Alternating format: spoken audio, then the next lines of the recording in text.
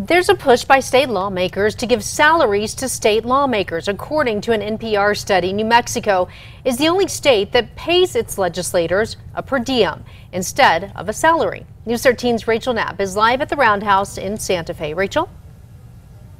Yeah, Jessica, that per diem is for lawmakers to spend on housing, food, and gas during the session. Now, the resolution's co-sponsors say that the low pay is keeping good people from running for office.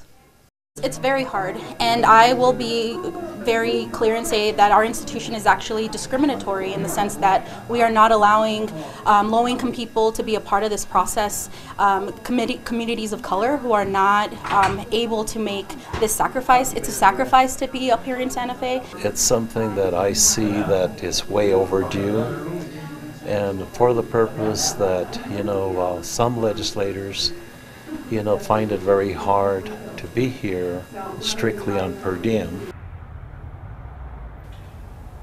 State lawmakers get about $160 a day in per diem during the session. For legislators who don't live in the Santa Fe area, that has to cover hotel, food, and any other costs. They also have to pay their mortgage and bills back home. But House Republicans have a different take on the salary question. It suffices what I need. I would like to say that I'd get zero balance at the end of the year, but the reason I do this is because it's good for the state. If it costs me money, it costs me money.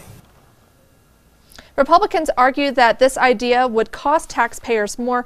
So how much would lawmakers make? Well, that was not specified in the bill. It'd be up to a commission to decide. Back to you.